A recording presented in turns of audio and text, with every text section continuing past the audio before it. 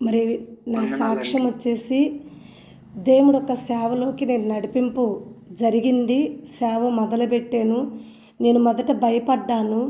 అనేకరు నన్ను సేవకురాలుగా అంగీకరించరని, నాకు అభిషేకం ఎవరు ఇవ్వరని, సేవ చేయటానికి నన్ను ఎవరు కూడా ఒప్పుకోరని చెప్పి నేను చాలా భయపడ్డప్పుడు జీవం కలిగిన దేవుడు తన పరలోక రాజ్యం నన్ను తీసుకుపోయి చక్కని అభిషేకం, ఇంతవరకు ఎవరు పొందుకోలేనంత గొప్ప అభిషేకం నాకు ఇచ్చి, ఆ అభిషేకం ద్వారా నేను సేవ చేయటం మొదలు పెడితే అనేక అద్భుతాలు నా జీవితంలో జరిగాయి.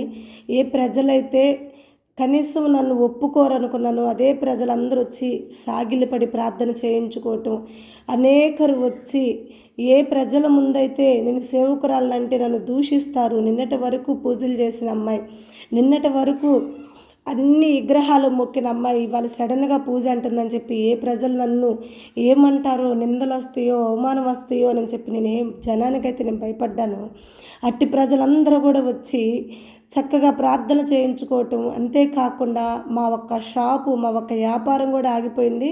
ఇంకా సేవ బహిరంగంగా విస్తారముగా దేవుడు సేవను ముందుకు నడిపిస్తూ ఉన్నాడు. అలా నడుస్తూ ఉన్నప్పుడు నేను చెప్పాను, గతంలో మాకు స్థలం లేనప్పుడు ఒక అధికారి మాకు స్థలం ఇచ్చాడు. ఆ అధికారిని కూడా మేము ఒకరోజు అక్కడ సేవ అభివృద్ధి జరుగుతూ ఉంది, అభివృద్ధి చెందేటప్పుడు ఒక శని క్రిస్మస్ మేము జరుపుకుంటున్నాము. ఆ శని క్రిస్మస్కి అధికారిని మేము పిలిచినప్పుడు అధికారుడు ఆ జనాన్ని వాళ్ళందరినీ చూసి, ఒకప్పుడు విగ్రహారాధన చేసే అమ్మాయి దేవుడి సన్నిధిలోకి, సేవకులు ఉండాల్సిన స్థలంలోకి ఈ అమ్మాయి వచ్చింది ఏందని నేను బాధపడ్డాను. కానీ దేవుడు ఈ అమ్మాయిని ఇంతగా వాడుకున్నాడు, ఈ తల్లిని ఇంతగా బలపరిచాడు. అసలు ఈ సంఘం ఏంది, ఈ జనం ఏంది, అసలు నిన్నటి వరకు భయంకరమైన పూజలు చేసే ఒక స్త్రీ సడన్గా ఇంత గొప్ప సేవకురాలు అవ్వటం ఏందని తను ఆశ్చర్యపోయి, తను చెప్తున్న మాట ఏంటంటే, ఏ స్థలం అయితే నేను దేవుడి కొరకు వదిలేనో, ఏ స్థలం అయితే ఈ సేవకురాలకి నేను ఒక రూమ్ ఇచ్చానో, ఆ స్థలంలో సేవకురాలు ప్రార్థన పెట్టుకోవచ్చు, ప్రార్థన జరిపించుకోవచ్చు. నేను సేవకురాలకి అందరి ముందు మాటిస్తున్నాను, చక్కగా ఈమెకి స్థలం లేక ఇబ్బంది పడాల్సిన అవసరం లేదు. ఇంత సంఘం ఉంది కాబట్టి, ఆ స్థలం ఎలాగో దేవుడి కొరకు వదిలిన స్థలమే కాబట్టి ఆ స్థలం ముందు ఈ ఒక్క సేవకురాలు ప్రార్థన చేసుకోవచ్చు అని చెప్పి అందరి ముందు వాగ్దానం చేశాడు నాయకుడు. వాగ్దానం చేసినవాడు నాయకుడు, అధికారుడు. గతంలో మాకు స్థలం లేకపోతే సహాయం చేసినవాడు కనుక నేను కూడా తన ఒక మాటల్ని చాలా నమ్మాను. ఆ మాటలను తీసుకున్నాను. నేను చాలా సంతోషపడ్డాను. మరి ఆ శని క్రిస్మస్ దేవుని నామానికి మహిమకరంగా జరిగింది. అలా అభివృద్ధి చెందుతూ వస్తుంది సంఘము. తర్వాత వచ్చేసి ఇంకా ఆ వార్త, ఒక్కొక్కరికి జరిగే అద్భుతాలు, ఒక్కొక్కరికి జరిగే సాక్ష్యాలు, ఒకరి ద్వారా ఒకరికి, ఒకరు వాళ్ళకి ఒకళ్ళు, ఇలా ఒకరి నుంచి ఒకరికి అనేక ఊర్లకి ఈ సాక్ష్యం వెళ్ళిపోతుంది. అనేక ఊర్లలో కూడా ఈ సాక్ష్యం పెజ్జరిల్లుతుంది. దైవజనురాలు సుభాషిణమ్మ గారు ఒక పేరు, దేవుడు చేసే అద్భుత కార్యాలు, ఒక అన్నిల కుటుంబంలో నుంచి వచ్చి దేవుని తెలియని ఒక స్త్రీ నిన్నటి వరకు భయంకరమైన విగ్రహారాధన నుంచి వచ్చి దేవుని నామానికి ఎంత మహిమకరంగా దేవుడు ఈ స్త్రీ ద్వారా ఎంత గొప్ప అద్భుతాలు చేస్తున్నారని నలుపక్కల కూడా సాక్ష్యం కలిగి ఉంది. మరి అంతేకాకుండా దూరపూర్వులకు కూడా నేను వెళ్ళటం జరుగుతుంది. అనేక ఊర్లలో కూడా నేను ప్రసంగం చేయటం జరుగుతుంది. నేను ప్రసంగించిన ప్రతి దిక్కట, ప్రవచించిన ప్రతి దిక్కట దేవుడు కొన్ని అద్భుతాలు జరుపుకుంటూ, కొన్ని సాక్ష్యాలు లేవనెత్తుకుంటూ వచ్చాడు. మరి మన మధ్య ఉంది సరస్వతి అమ్మోళ్ళ ఊరిలో కూడా ఒక గొప్ప సాక్ష్యము. ఆ సాక్ష్యాన్ని బట్టే అమ్మోళ్ళందరూ కూడా నా వద్దకు రావటము, నా సంఘంలో చేర్చబట్టడం జరిగింది. అలాగే సుభాషిణి గారని మరి కొందరు నరసరాపేటలో కూడా కొన్ని సాక్ష్యాలు జరగబట్టి, మరి నరసరాపేటలో కూడా నేను పోయి 2-3 టిప్పులు, 4-5 టిప్పులు పోయి పరిచర్య చేయటం, అలాగే వినకొండలో కొన్ని దినములు పరిచర్య చేయటం కూడా దేవుడి కృపను బట్టి జరిగింది. ఇలా అనేక ఊర్లలో కూడా అనేక సాక్ష్యాల ద్వారా నేను ఈ సేవ అనేది చేయటం మొదలుపెట్టింది. మరి ఈ సంఘం వర్ధిల్లుతూ వచ్చినప్పుడు మరి నాకు చెప్పిన అధికారుడు, నాకు స్థలం ఇచ్చిన ఒక నాయకుడు, ఈ స్థలం అందు కూడా, ఆ స్థలం కూడా ప్రార్థనా స్థలం అని వదిలేం కాబట్టి అక్కడ కూడా నువ్వు చేయాలమ్మా అన్నాడు. కాబట్టి నేను ఏం చేస్తున్నానంటే, నేను ఎక్కడైతే సంఘాన్ని మొదలు పెట్టుకున్నాను. ఎక్కడైతే ప్రార్థన చేస్తున్నానో ఆ స్థలం ముందు ప్రార్థన చేస్తూనే మరలా ఇక్కడున్న స్థలంలో కూడా శుభ్రంగా అదంతా కూడా క్లీన్ చేసి, ఇంతకుముందు 2 గ్రూపులోళ్ళు అంటే 2 సంఘాలోళ్ళు వచ్చి ప్రార్థన చేసేవాళ్ళు. ఆ 2 సంఘాలోళ్ళని మనము రావటం ఆపేశారు వాళ్ళు. ఆ 2 సంఘాల వాళ్ళు కూడా ఆపేశారు. ఆపేసినాక బేస్మఠం వేసింది నేనే. ఇప్పుడు అందులో పరిచర్య చేయటం కూడా దేవుడు నా చేతే మొదలుపెట్టించాడమ్మా. ఏ సంఘానికైతే నేను బేస్మఠం వేసాను, పునాది వేసానో అదే సంఘంలో నేను పరిచర్య చేయటం మొదలుపెట్టుకున్నా. ఈ విషయంలో నేను చాలా సంతోషపడ్డా. ఎందుకంటే దేవుని నామానికి మహిమ ఎంత గొప్పదో నాకు అప్పుడు అర్థమైంది. నన్ను అన్నిరాలుగా ఉన్నప్పుడు తీసుకొచ్చి ఈ స్థలంలో నిలబెట్టాడు. సేవకులకని సిద్ధపరిచిన స్థలంలో నా ఇల్లు ఇప్పించాడు. ఆ రోజు నాకు తెలియలేదు నేనే ఇక్కడ సేవకురాలను కాబోతున్నానని. తర్వాత ఎవరెవరో ధనవంతులు, ఎంతో డబ్బు ఉండేవాళ్ళు, ఎంతో బలగం ఉండేవాళ్ళు, ఆఖరికి మా అందరికి స్థలం ఇచ్చిన ఒక అధికారి, ఒక నాయకుడు కావాల్సినంత ధనవంతుడు. కానీ అంత ధనవంతుడితో కాకుండా ఈ నిరుపేదరాల చేత ఈ బండి మీద కంకర ఆరకొచ్చి కుంటి చేతులతో కొట్టి బేస్మఠం వేసేలా చేశాడు. ఈయన అద్భుతాలు ఎంత గొప్పగా ఉన్నాయి. ఏ సంఘానికైతే నేను పునాదేశానో, ఏ స్థలంలో అయితే నేను ఇల్లు కట్టుకున్నానో ఆ సంఘానికి నేనే సంఘ కాపరినయ్యాను. సంఘ కాపరినయ్యి ఆ ఒక బేస్మఠం మీద ఆ పిల్లర్లు పైకి లేపాము. ఆ పిల్లర్ల మీదే ఒక పట్టలు తెచ్చుకొని కట్టేది, ఆ పట్టల కింద కూర్చునేది. ఇక్కడున్న పామరులందరినీ పిలిచి, బేదలందరినీ పిలిచి, ఇక్కడ వాళ్ళందరినీ పిలిచి కూర్చోబెట్టి ఆ పిల్లలందరికీ కూడా వాక్యం బోధిస్తూ ఉండేదాన్ని. పగలంతా వచ్చేసి షాప్ దగ్గర అక్కడ పెట్టేవాళ్ళమి, సాయంత్రం వచ్చేసి ఇక్కడ పెట్టేదాన్ని. ఆన్లైన్ క్లాసులు కూడా అప్పుడే నేను మొదలుపెట్టాను. సరస్వతమ్మ వినకొండ నుంచి, అలాగే కొందరు శిరీష, అలాగే సామ్రాజ్యం, వీళ్ళందరూ కూడా నాకు ఆన్లైన్ కలిసేవాళ్ళు.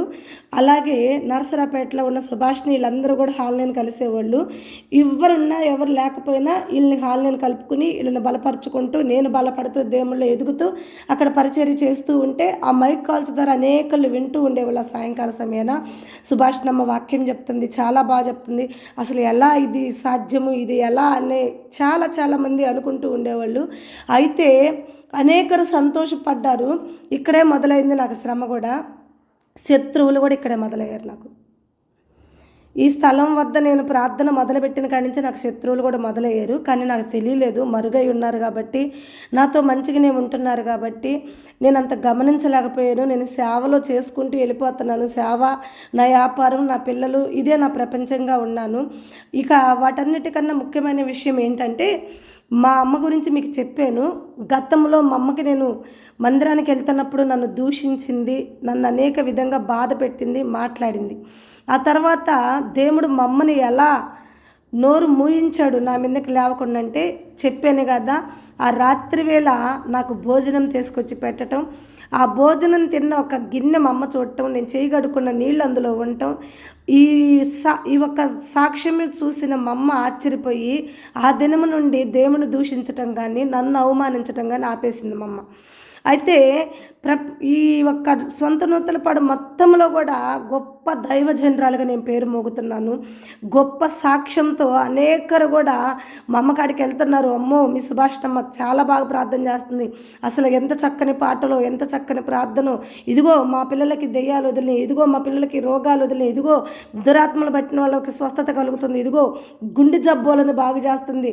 ఇలా అనేక సాక్ష్యాలు ఇస్తున్నా మా అమ్మ మాత్రం ఏ రోజు కూడా నమ్మట్లా. నా కుటుంబం మాత్రం ఏ రోజు కూడా అంగీకరించట్లా.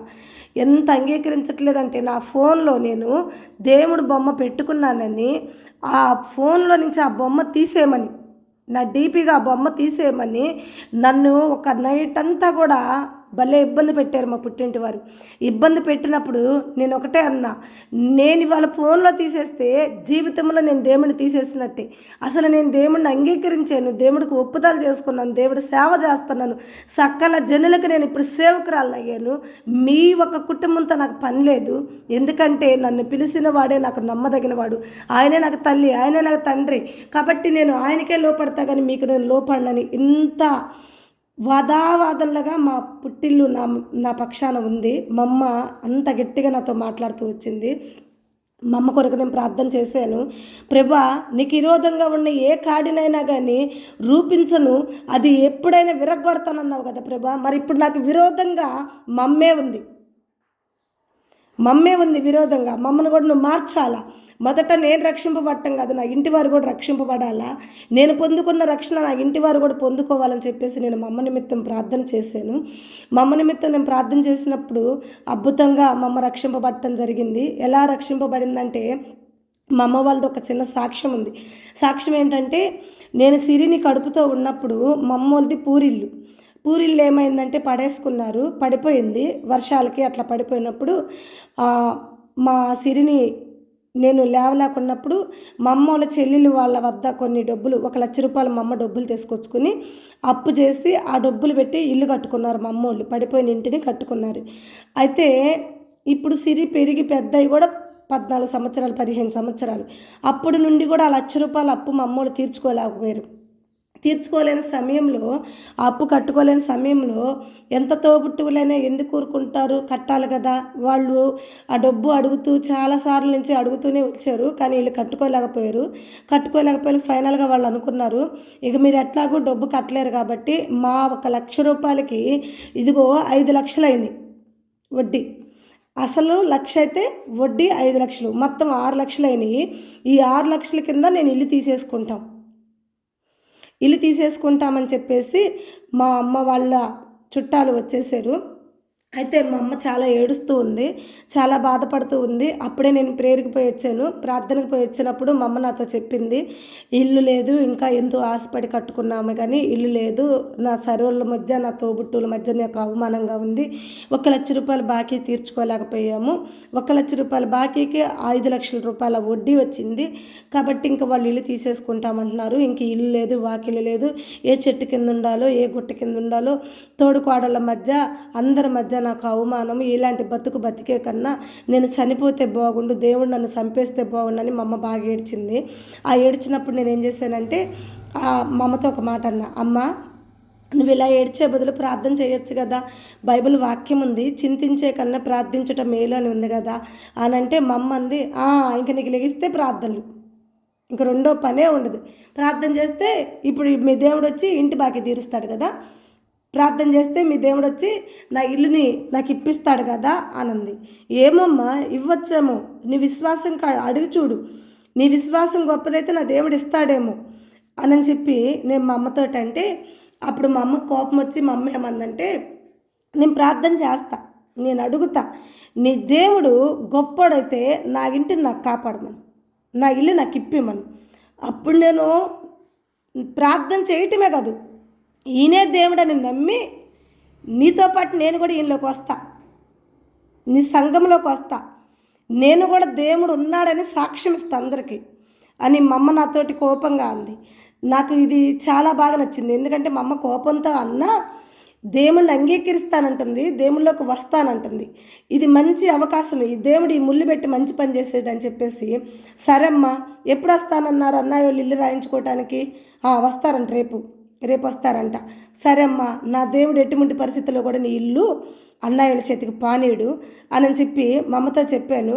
మా అమ్మ నవ్వింది. నా కొడుకులకు ఫోన్ చేశాను, నా కొడుకులు ఈరోజు నైట్కి హైదరాబాద్లో ఎక్కుతున్నారు, రేపు ఉదయాన్నే నా కొడుకులు దిగుతారు ఆ ఇల్లు రాసియటానికి, నువ్వు కూడా రా రేపు మధ్యాహ్నం సొంతకాలు పెట్టడానికి, ఎందుకంటే ఆడపిల్లల సొంతకాలు కూడా అడుగుతున్నారని మా అమ్మ అంది.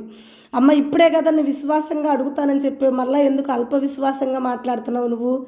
రేపు రా సొంతకాలు పెడదు అని దేవుడిని ఇల్లు నీకు ఇస్తున్నాడని నువ్వు నమ్మాలి కదా.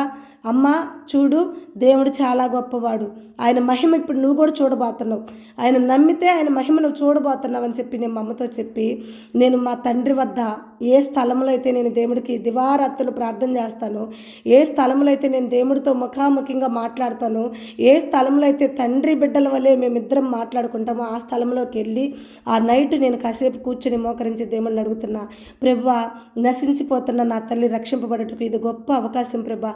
ఇంకొకటి ఏంటంటే, నా తల్లిదండ్రులకి నా తండ్రి చిన్నప్పుడే చనిపోయాడు, నా తల్లి సంతానం ఇల్లు లేకపోతే నా తమ్ముళ్ళు ఇద్దరు రోడ్డున పడతారు, నా మద్దళ్ళు రోడ్డున పడతారు, మా అమ్మ చాలా బలహీనత అయిపోయిద్ది, చనిపోయిద్ది ఆ దిగులతోటి. అట్లా వద్దు ప్రభా, నా తల్లిదండ్రులకి సాయం చేయి, నా పుట్టింటిని నిలబెట్టు, నా తల్లి ఇంటిని నిలబెట్టు ప్రభా, నువ్వు మార్చగలిగిన దేవుడివయ్యా, నువ్వేదైనా చేయగలిగిన దేవుడివయ్యా అని చెప్పి నేను ప్రార్థన చేశాను. ప్రార్థన చేసినప్పుడు నేను ఒక వాక్యం తీసుకుని చదువుకున్నాను. ఇక వాక్యం తీసుకుని చదువుకున్నప్పుడు జీవం కలిగిన దేవుడు అన్నాడు, తప్పకుండా సహాయం అందిస్తానని ఆ వాక్యం ద్వారా దేవుడు నాతో మాట్లాడాడు. యెహోవా నా కృప నీకు చాలును అన్నట్టు దేవుడు మాట్లాడినప్పుడు నేను మా అమ్మకి చెప్పాను, అమ్మ నువ్వు భయపడద్దమ్మా, నీ ఇల్లు ఎక్కడికి పోదని చెప్పా. కానీ మా అమ్మ నమ్మాలి కదా, నమ్మలేదు. పోన్లే, ఈ గొప్ప అద్భుతం జరిగినాక మా అమ్మ ఖచ్చితంగా దేవుళ్ళలోకి వస్తుంది, దేవుని నమ్ముతుందని చెప్పి నేను మా అమ్మని అనుకున్నాక ఉదయం అయ్యింది. మా తమ్ముళ్ళు ఇద్దరు హైదరాబాద్ నుంచి వచ్చారు ఆ ఇల్లు మా అన్నయ్యలకి రాసి ఇవ్వటానికి, మా పిన్ని వాళ్ళకి ఇచ్చేయటానికి.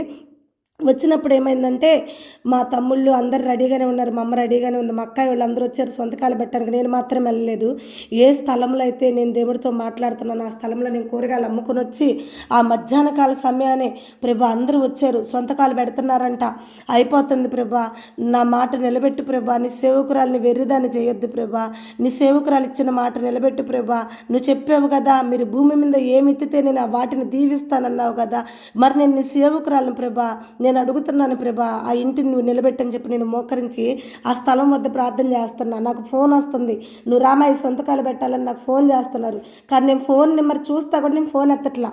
నేను దేవుడు అందే విశ్వాసం కలిగి ఉన్నాను, నమ్మకం కలిగి ఉన్నాను, నేను పోలేదు. ఈ లోపల పేపర్ సిద్ధపరచుకున్నారు, పేపర్లన్నీ రాసుకోవడానికి సిద్ధపడి ఉన్నప్పుడు ఒక గొప్ప అద్భుతం జరిగింది. అద్భుతం ఏంటంటే ఆ దారిలో వెళ్తున్న మా చిన్ననాన్న పెద్దనాన్న అని మా బాబాయ్ రిలేషన్స్ వాళ్ళు ఈ మా అమ్మోళ్ళ ఇంటికాడ ఈ జనం ఉండటం, మా తమ్ముళ్ళు హైదరాబాద్ నుంచి రావటం ఇదంతా చూశారంట. చూసి ఏం జరుగుతుంది త్రోగుంట వదిన, మా అమ్మోళ్ళది త్రోగుంట కాబట్టి త్రోగుంట వదిన ఏం జరుగుతుంది అని చెప్పేసి మా చిన్ననాన్న పెద్దనాన్న అడిగారంట. అడిగినప్పుడు మా అమ్మ చెప్పిందంట, అయ్యా ఇల్లు ఇట్లా అప్పు తీర్చుకోలేకపోయాము, చాలా దినములైపోయింది, 10-15 సంవత్సరాలు అవుతుంది, కాబట్టి వడ్డీ చాలా అయిపోయింది, ఇంకా దానివల్ల మాకు చాలా ఇబ్బంది అవుతూ ఇల్లు ఇచ్చేస్తున్నాం అయ్యా వాళ్ళకని చెప్పేసి మా అమ్మ చెప్పిందంట. మా అమ్మ చెప్పినప్పుడు ఇంకా వాళ్ళు వచ్చి ఆ కుర్చీలు వేసుకుని కూర్చుని ఇంకా మా అన్నయ్యలతో మా బాబాయిలతో మాట్లాడటం మొదలుపెట్టారు. అయ్యా మీరే నిలబెట్టారు ఆ ఇల్లు, చూడండి మీరు ఇచ్చింది ₹1,00,000, ఆ ₹1,00,000 మీరు ఇచ్చి మీరు నిలబెట్టి ఎందరికో చెప్పుకుందా వదిన, ఇదిగో నా తోబుట్టు వాళ్ళు నాకు ఇల్లు నిలబెట్టారు, నా ఇల్లు పడిపోతే నా తోబుట్టువులు వచ్చి నాకు నిలబెట్టారని చెప్పేసి ఎందరికో చెప్పుకుందా వదిన, ఈరోజు మీరే ఆ ఇల్లు రాపించుకుంటే చూసే వాళ్ళందరూ ఏమనుకుంటారయ్యా, చూడు ₹1,00,000 అప్పు కోసం 5 లక్షలు వడ్డీ వేసి ఆ ఇల్లు తీసుకున్నారని చెడ్డ పేరు మీకు వచ్చిద్దయ్యా. అలా వద్దు, ₹1,00,000 అప్పు తీర్చలేని వాళ్ళ కుటుంబాన్ని మీరు చూశారు, మరి మరలా వాళ్ళ స్థలం కొనుక్కుని ఇల్లు కట్టుకుని వాళ్ళు ఎలా ఉండగలుగుతారు, వాళ్ళందరూ కూడా దేశ దిగంబర్లు అవుతారు కదా, ఎంత ఆగమైపోతారయ్యా, వాళ్ళందరూ మీరు దయ చూపించాలి. ఆ ₹1,00,000 అప్పు మీకు ఒక లెక్క లేదు, ఎందుకంటే ఒక జీతగాడికి ఇస్తే ఆ జీతగాడు మాయం చేసి వెళ్తే ఆ ₹1,00,000 పోయినట్టు, లేదా ఒక అపాయం వస్తే హాస్పిటల్లో పెడితే పోయినట్టు ఆ ₹1,00,000. కానీ ఈ కుటుంబానికి ఆ ₹1,00,000 మీరు సహాయము వాళ్ళ జీవితకాలం అంతా మీరు గుర్తుపెట్టుకుంటారు కదయ్యా. కాబట్టి ఇట్లా ₹1,00,000 కింద ఇల్లు రాపించుకోవటం ఇది మీకు కరెక్ట్ కాదయ్యా అని చెప్పేసి వాళ్ళిద్దరూ మాట్లాడటం జరిగినప్పుడు ఏ పేపర్లు అయితే ఇల్లు రాయించుకోవాలని చెప్పి తీసుకొచ్చారో ఆ పేపర్లు అక్కడికక్కడే చింపేయబడినాయి. దేవుడికి మహిమ కలుగును గాక. ఆ పేపర్లు చింపేయబడి ఎమ్మటనే ఇల్లు రాయించుకోవటానికి వచ్చిన మా అన్నయ్య వాళ్ళు అన్నారంట, పిన్ని ఏ వడ్డీ కూడా వద్దు, మాకు ₹1 వడ్డీ కూడా వద్దు పిన్ని, మీ ఇల్లు కూడా మాకు రాసి వద్దు, ఇదిగో మేము చాలా తొందరపడ్డాము, మాకు కూడా చాలా బాధ అనిపిస్తుంది ఈ విషయం, ఇలా మాట్లాడి నిజమే కదా, మేము ఆపద కాలంలో సాయం చేసి ఇలా తీసుకోవటం ఇది కరెక్ట్ కాదు పిన్ని, ఈ ₹1,00,000 మేము ఇచ్చిన అసలు ₹1,00,000 మాకు ఇస్తే చాలు, ఈ ₹5,000 వడ్డీ మేము కొట్టివేస్తున్నాం, దేవుడికి మహిమ కలుగును గాక. అయితే ఈ ₹1,00,000 కూడా ఇప్పుడు ఇవ్వాల్సిన అవసరం లేదు పిన్ని, నీ కాడ ఉన్నప్పుడే 2 సార్లు కానీ 3 సార్లు కానీ నీ కాడ ఉన్నప్పుడే 3 సార్లు 3 కాసులుగా మాకు ఇవ్వమని చెప్పారంట. ఎంత గొప్ప అద్భుతమో చూడండి. సొంతకాలు పెట్టడానికి కూడా హైదరాబాద్ నుంచి దిగారు. సొంతకాలు ఇంకో కొంచెంసేపు అయితే జస్ట్ ఒక 5 నిమిషాలు అయితే అయిపోయాయి.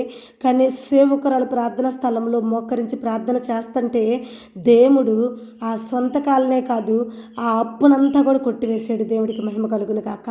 మా అమ్మ ఒక్కసారిగా ఆశ్చర్యపోయింది. మా అమ్మ నాకు ఎమ్మటనే ఫోన్ చేసింది. మా అమ్మ ఏడుస్తుంది. అమ్మ నీ దేవుడు గొప్పవాడమ్మా, నీ దేవుడు శక్తిమంతుడమ్మా, నీవు గొప్ప దైవజనరాలువమ్మా, నా గర్భం దీవించబడిందమ్మా, ఇంత గొప్ప దైవజనరాలు నేను కన్నానని మా అమ్మ నోట గొప్ప సాక్ష్యం వచ్చింది. దేవుడికి మహిమ కలుగును గాక. అది మొదలుకొని మా అమ్మ రక్షణ మారు మనసులోకి వచ్చింది. దేవుని నమ్ముకుంది. ఇక నన్ను అడుగుతుంది బాప్టిస్ట్ ఇప్పి అమ్మ, నాకు ఆలస్యం పెట్టద్దమ్మా, నాకు బాప్టిస్ట్ ఇప్పి అమ్మని. దేవుడు గొప్ప కార్యాలు ఎంత అద్భుతంగా ఉంటాయో చూడండి. ఎంత దేవుడు దేవుడు కార్యాలు సేవకురాల చేత ఎంత ఘనంగా చేపిస్తున్నాడు, ఎవరిని ఎలా మారుస్తున్నాడు, ఎవరిని ఎలా స్థిరపరుస్తున్నాడంటే అంత గొప్పగా స్థిరపరుస్తూ ఉన్నాడు. ఇలా జరిగినాక మా అమ్మ కూడా దేవుళ్ళలోకి వస్తుంది. నేను గొప్పగా దేవుడు పరిచర్య చేయటం మొదలుపెట్టాను. మరి మొదటగా ఇంతగా ఆశీర్వదింపబడుతున్న నేను మరి మొట్టమొదటిగా బాప్టిషన్ ఎవరికి ఇచ్చాననుకుంటున్నారు, ఎవరికి జరిగింది అనుకుంటున్నారు? మరి ఈరోజు మరి నా బాప్టిషన్లు ఎలా జరిగినాయి? ఒక స్త్రీ బాప్టిషన్ ఇవ్వకూడదు అనేది బైబిల్ చెప్తుందని అంటారు. స్త్రీ మౌనంగా ఉండాలని అందరు చెప్తున్నారు. ఇవన్నీ కూడా నేను కూడా వింటున్నా, ఎందుకంటే నేను కూడా బైబిల్ బోధిస్తున్నా. అయితే నేను ఏం విషయంలో కూడా తొందరపాటు అడిగేయట్లేదు, ఎందుకంటే ఏ సేవకులు వచ్చి ఏమి నిందిస్తారు, నేను ఏం చేస్తే ఏమంటారని భయంతోనే చేస్తున్నా. పులిపేటం ఎక్కకూడదు అంటారు, ఇలాంటి కండిషన్లు చాలా నేను వింటున్నా. అయితే ప్రజెంట్ ఏమైందంటే నాకు అప్పుడు పులిపేటం లేదు కాబట్టి అలాంటి ప్రాబ్లం నాకు లేదు. నేను బోధిస్తున్నా, ప్రార్థన చేస్తున్నా, అన్నీ చెప్తున్నా. అయితే రక్షణ మారు మనసు మొట్టమొదటిగా నేను ఎవరికి ఇచ్చానంటే, ఏ అమ్మ అయితే నీ దేవుడు గొప్పవాడని ఒప్పుకుందో మా అమ్మకే ఇవ్వటం జరిగింది. హల్లెలూయా చెప్దాం అందరం గట్టిగా ఒకసారి. మరి రక్షణ మారు మనసు విషయం కాబట్టి దేవుడి నామానికి ఒక్కసారి గట్టిగా హల్లెలూయా చెప్పుకుందాం.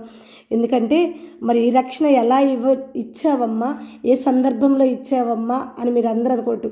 మనందరూ బాప్టిషన్ ఎక్కడ తీసుకుంటాము? మీరందరూ ఎవరైనా బాప్టిషన్ తీసుకున్న వాళ్ళు ఉన్నారా? తీసుకున్నామండి. ఎక్కడ తీసుకున్నారు చెప్పండి మీరంతా? ఏట్లో.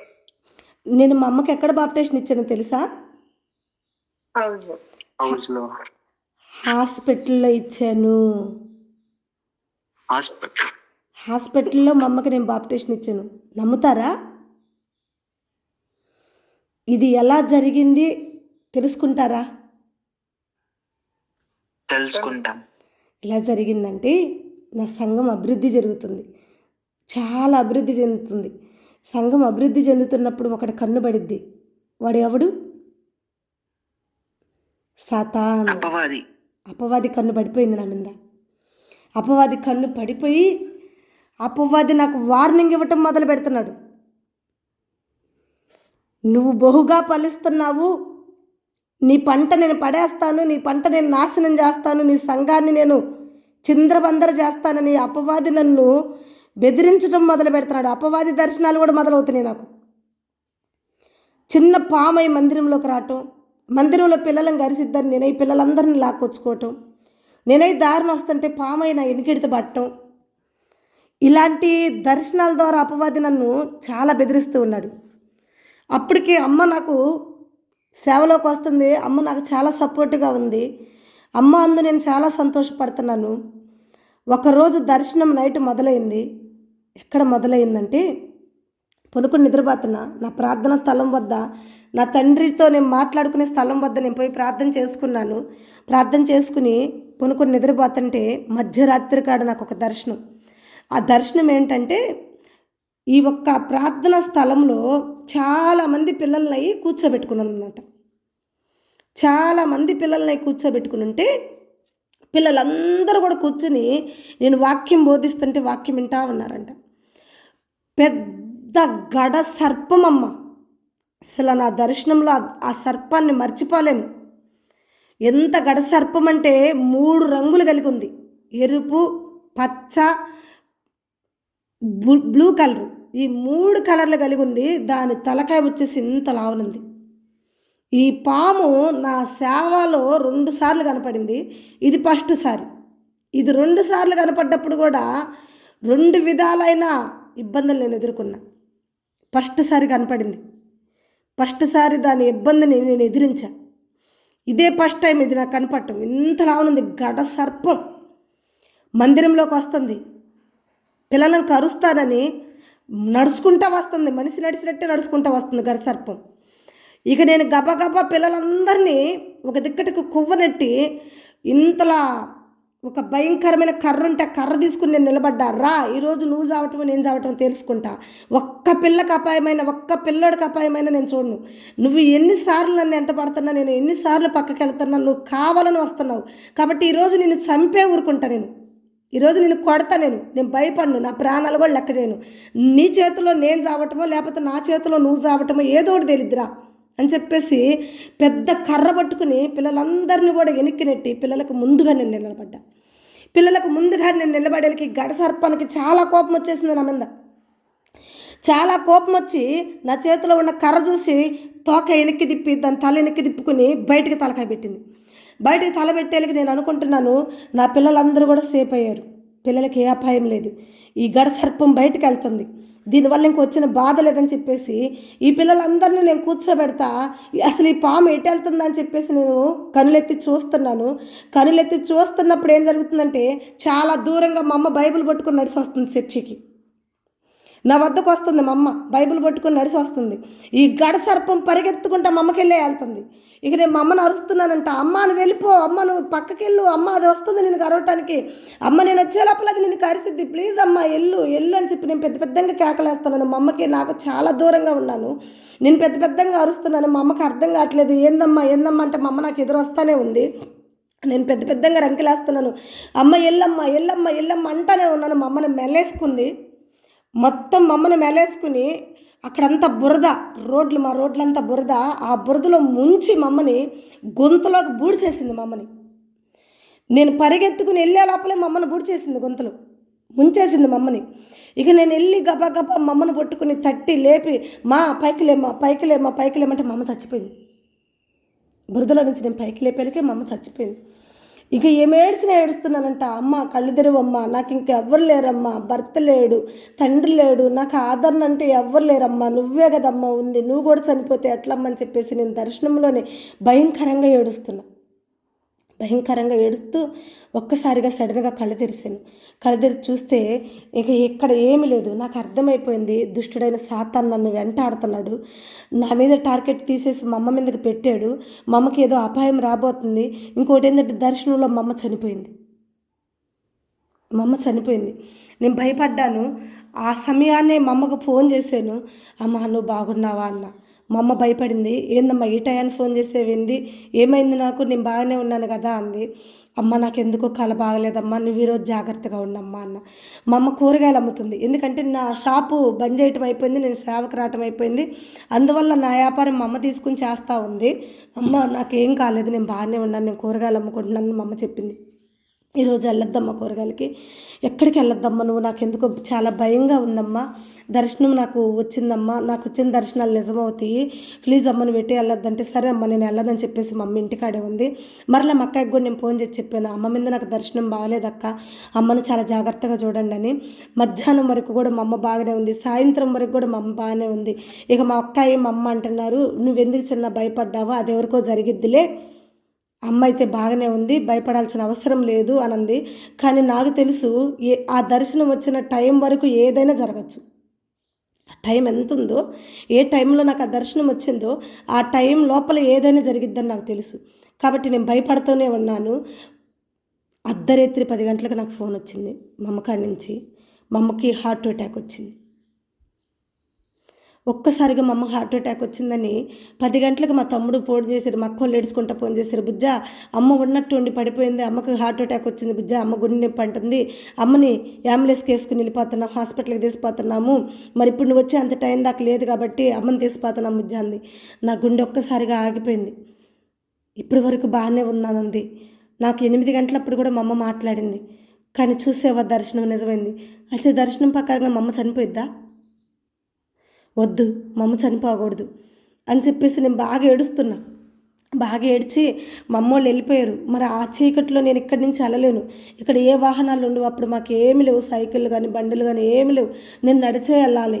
అయితే ఇంక నేను ఏం చేశాను, ఇక ఉదయాన్నే వెళ్ళాలి, తెల్లవార్దులు ఆ దేవుడి స్థలంలో, ఏ స్థలంలో అయితే నేను దేవుని ప్రార్థిస్తానో తెల్లవార్దులు ఆ స్థలంలో నేను ప్రార్థన చేసుకుంటున్నా, ప్రభా మా అమ్మని బతికించు తండ్రి, మా అమ్మకు అపాయం ఏమొద్దు ప్రభా, సాతాను మా అమ్మని చంపుతున్నాడు ప్రభా, సాతాన్ది విజయం అవుతుంది ప్రభా, ప్లీజ్ ప్రభా మా అమ్మను కాపాడు ప్రభా అని చెప్పి నేను రాత్రి అంతా ప్రార్థన చేశాను. ఉదయం అవ్వంలోనే నేను పొద్దున్నే లేచి మా అమ్మ వద్దకు వెళ్ళాను. మా అమ్మ వద్దకు వెళ్తే అక్కడ డాక్టర్లు చెప్పిన మాట ఏంటంటే ఏం బతకదు, ఏం హోల్స్ బూడిపోయినాయి, ఏం హోల్స్ మొత్తం కూడా బ్లాక్ అయిపోయినాయి, కాబట్టి అర్జెంటుగా ఏమైనా గుంటూరు కానీ లేదా విజయవాడ కానీ వేయాలి, అక్కడ ఆపరేషన్ చేస్తారు, అవేవో హోల్స్ ఏదో చేస్తారంట పైపు ఎక్కిచ్చేసి, అది చేస్తే ఆమె అది చేసేటప్పుడైనా చనిపోయింది.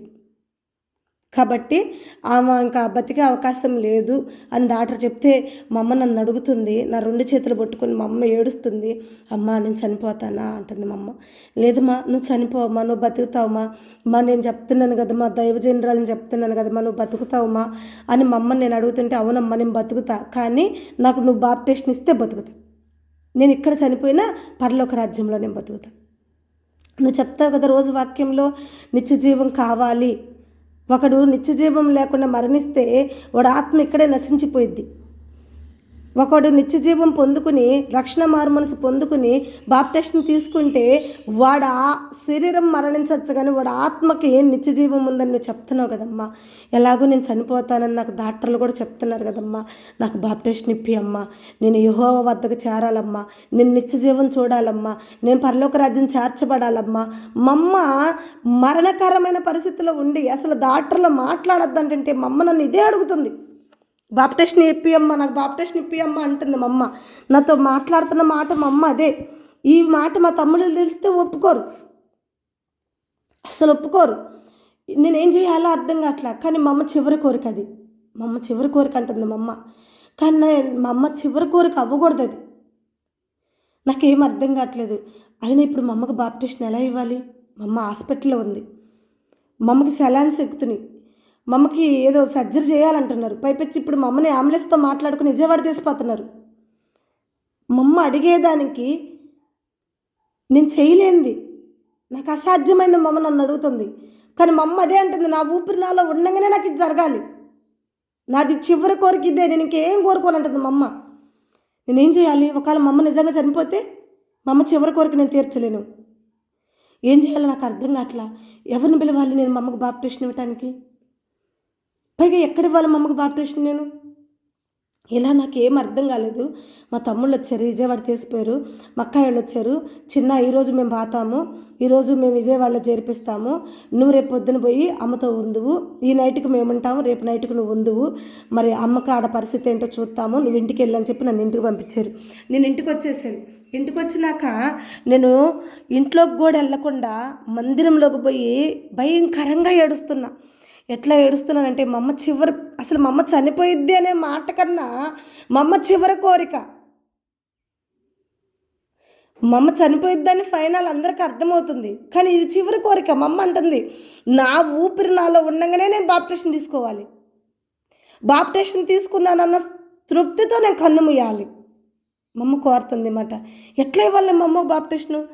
ఎవరిని తీసుకోవాలి? ఎవరు వస్తారు హాస్పిటల్కి వచ్చి బాప్టిస్ట్ని ఇవ్వమంటే? ఎవరిస్తారు? ఎవరు రారు. అసలు ఇంతగా నాలో నేను ఎందుకు బాధపడాలి? నాతో మాట్లాడే ఒక స్వరం ఉంది, నన్ను బలపరిచే ఒక స్వరం ఉంది. నా ప్రతి సమస్యకి సొల్యూషన్ నా దేవుడు, సమాధానం నా తండ్రి, నా తండ్రితోనే మాట్లాడాలని చెప్పేసి నేను ఇంట్లోకి కూడా పోకుండా ఆ బేసు మఠం వద్దే పొనుకొని ఏడ్చి ప్రార్థన చేస్తున్నా. నాకు చెప్పయ్యా, ఒక్క దైవజనులు నా వెనుకడితో పంపియ్యా, తెల్లారితే నేను మా అమ్మకాడికి వెళ్ళాలి విజయవాడ. నేను వెళ్ళేటప్పుడు మా అమ్మకు బాప్టిస్ట్ని ఇచ్చే దైవజనుడిని నా వెనుకడితో పెట్టుకుని వెళ్ళాలా.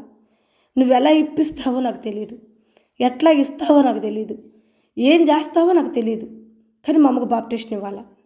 మా అమ్మ చివరి కోరిక అంటుంది. మా అమ్మ చివరి కోరిక అవ్వకూడదు ప్రభు, మా అమ్మ బతకాలి.